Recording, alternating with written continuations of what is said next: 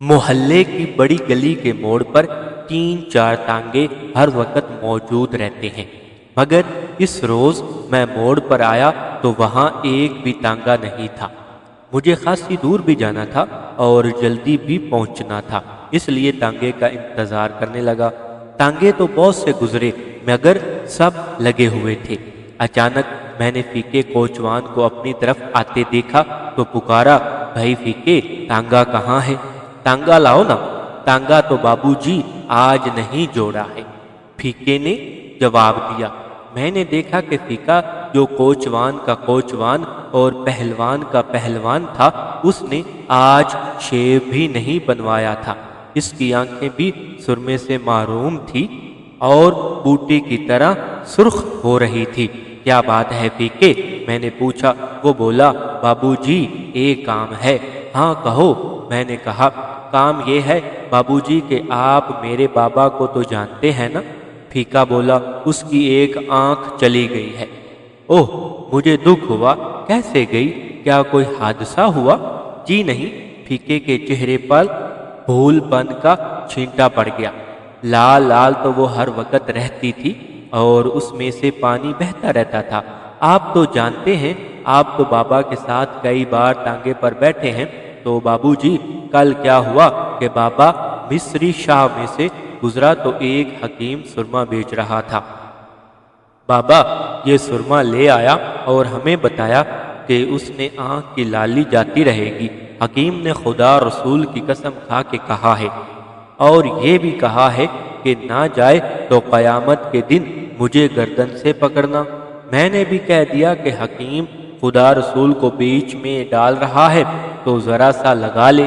अम्मा ने भी यही सलाह दी। उसने लुकमान हकीम हिकमत का बादशाह पढ़ा और आंख में सलाई फेर ली। फिर बस क्या था बाबूजी, कसम खाकर कहता हूँ, जब से अब तक आंख लगी हो। बाबूजी, आप थक तो नहीं गए? सिगरेट वाले की कुर्सी उठा लाऊं? इस वक्त फीका मुझे ऐसा लगा जैसे उसके चौड़े चक्के सीने पर गड्ढे का हिरान सर रखा हुआ है। मैंने कहा, तुम भी हद करते हो फीके, अब आगे भी कहो ना। फीके की आंखों में ममूनियत की नमी जागी। वो बोला, बस बाबूजी, खुदा आपका भला करे। रात तो चीख चाख के गुजार दी।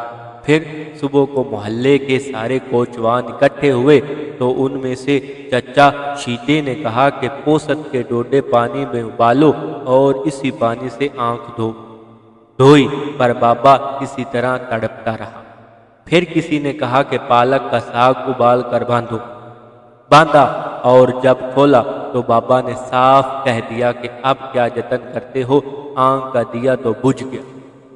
हमारे घर में तो पट्टस पड़ गई बाबूजी। उसे एक अस्पताल में ले गए, फिर दूसरे में ले गए, दोनों में जगह न थी।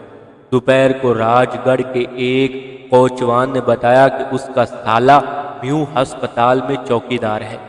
उसकी सिफारिश से जगह तो मिल गई, पर बरांडे में। वो भी कोई ऐसी बात नहीं, पर बाबूजी शाम होने को आई है और अभी तक कोई डॉक्टर तो क्या, कोई नर्स भी उधर नहीं आई। आप साहब लोग हैं, ये देखिए हाथ बांधता हूँ, मेरे साथ चलकर किसी डॉक्टर से ये कह दीजिए कि सदीके मरीज को ज़रा सा देख ले। मैंने कहा, वहाँ एक डॉक्टर है, डॉक्टर अब्दुल जब्बार, उनसे मेरा सलाम कहो, काम हो जाएगा। ना हुआ तो कल मैं तुम्हारे साथ चलूँगा। इस वक्त मुझे एक दावत में जाना है, नाम याद कर लो, डॉक्टर अब्दुल जब्बार। फीका मेरे बहुत से शुक्रिया अदा करके चला गया। फिर मुझे एक खाली तांगा मिल गया। जब तांगा म्यू अस्पताल के दरवाजे के सामने से गुजरा तो मैंने देखा कि फीका एक चौकीदार से बातें कर रहा है। जाहिर है कि डॉक्टर जब्बार का पता पूछ रहा होगा। एक बार जी में आई कि अस्पताल जाकर जब्बार साहब से कह दूं, मगर अब तांगा आगे निकल गया था और मुझे पहले ही देर हो गई थी। कुछ दूर जाकर घोड़ा फिसल कर गिरा और 10 मिनट तक गिरा रहा। फिर जब उठा और चलने लगा तो यकायक जब्बार साहब का स्कूटर मेरे तांगे के करीब से जन से गुजर गया। जब्बार साहब, मैं चिल्लाया, मगर जब्बार साहब मेरी आवाज़ से तेज़ निकली। कोई बात नहीं, मैंने सोचा कल कह दूंगा, कल पहला काम ही यही करूंगा। रात को मैं घर वापस आया तो मालूम हुआ कि फीका कोचवान आया था और कह गया था कि बाबू आए तो मुझे बुला लें।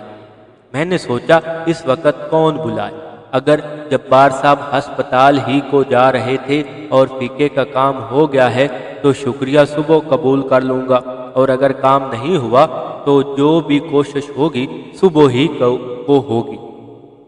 सुबह को मैं अभी बिस्तर से नहीं निकला था कि फीके ने दरवाज़ा खटखटाया।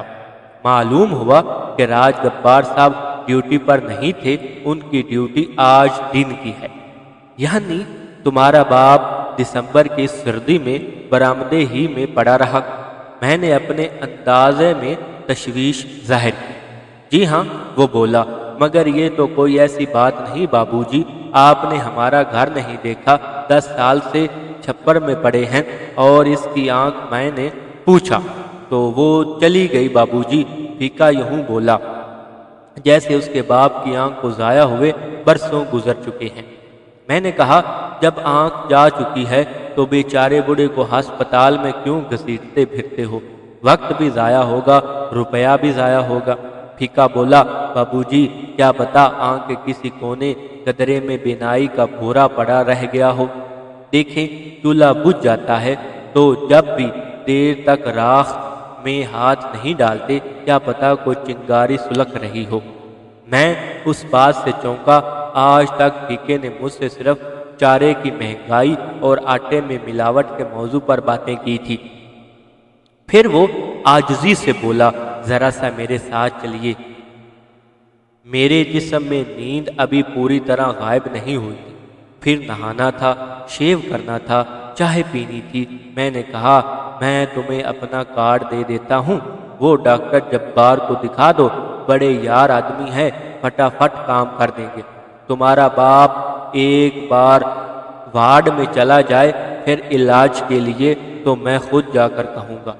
वो मुझसे कार्ड लेकर यूं चला जैसे दुनिया जहां के दौलत समेट लिए जा रहा है।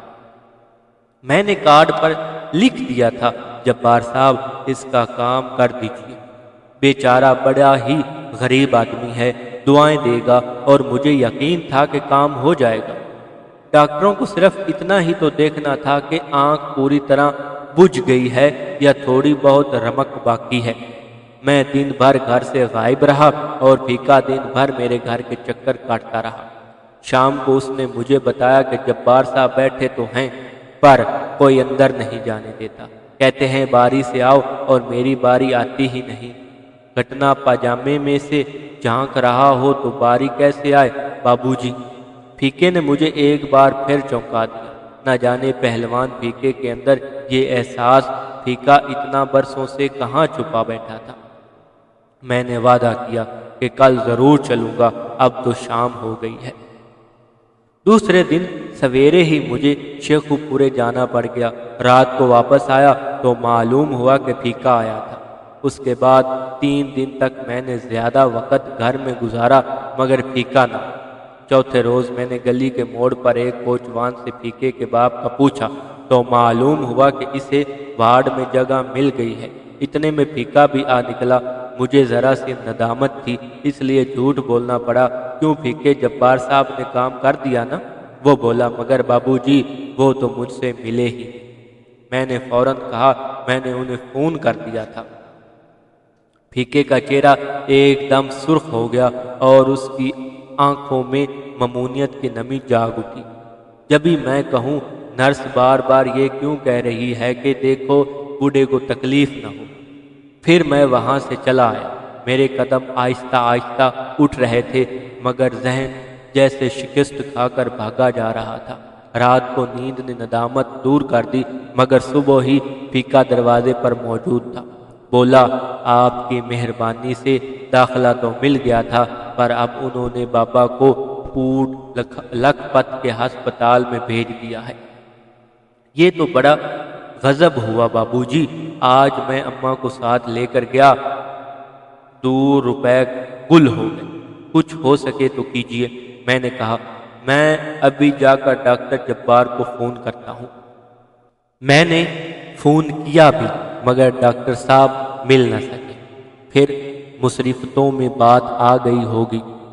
5-6 रोज़ बाद मैंने फीके को देखा तो सोचा कि नज़रें चुरा के साथ वाली गली में मुड़ जाऊं और वहां से भाग निकलूं, मगर फीका लपक कर मेरे पास आया और बोला, बाबूजी समझ में नहीं आता आपके किस किस एहसान का बदला उतारूंगा।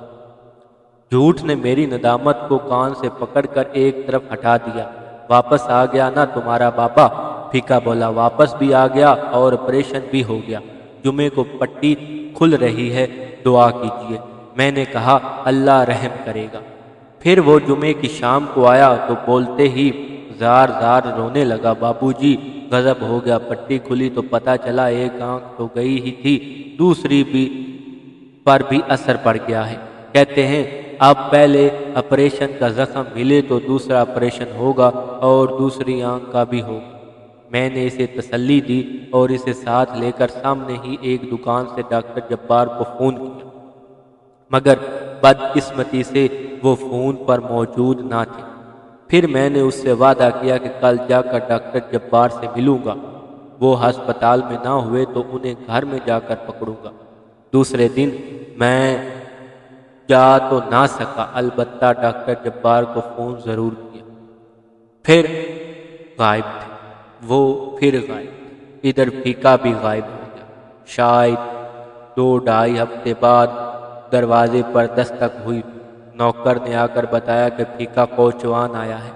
मैंने भी इसे खिड़की में से देख लिया, बिल्कुल हल्दी हो रहा था। मैंने नौकर से पूछा, क्या तुमने इसे बता दिया है कि मैं मौजूद हूँ? जी हाँ, नौकर बोला, बस मेरे मुंह से निकल गया, बड़े अहमक आदमी हो। मैंने उसे डांटा और कहा, जाओ कि 2 कपड़े बदल रहे हैं, आते हैं। कपड़े तो मैंने बदल रखे थे, अलबत्ता मैं अपने तेवर बदलने की कोशिश करने लगा। फिर अचानक ख्याल आया कि कितना झूठा आदमी हूँ।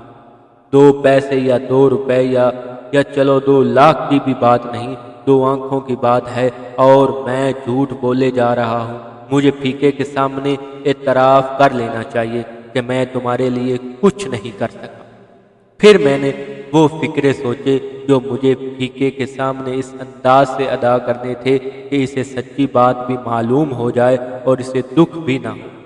मैं बाहर आया तो फीका बोलते ही जार जार रोने लगा, बाबूजी कुछ समझ में नहीं आता कि कुछ समझ में नहीं आता। उसकी आवाज़ भरा गई। मेरे सोचे हुए फिक्रे एक दूसरे से गुथम गुथा हो गए। बामुश्किल मैंने कहा, फीके बात यह है, फीके के बात यह है। आंसू से भीगा हुआ बच्चों की तरह गोल गोल सुरख चेहरे लिए फीका उठा और बोला, बाबूजी कुछ समझ में नहीं आता, मैं शुक्रिया अदा करूं तो कैसे करूं? मेरा बाबा ठीक हो गया है, उसकी दोनों आंखें ठीक हो गई, उसे बिनाई अल्लाह ने दी है और आपने दी है, आपने मुझे खरीद लिया है। बाबूजी कसम खुदा की मैं उम्र भर आपका नौकर रहूंगा। और मैंने एक बहुत लंबी बहुत गहरी सांस लेकर कहा, कोई बात नहीं फीके, कोई बात।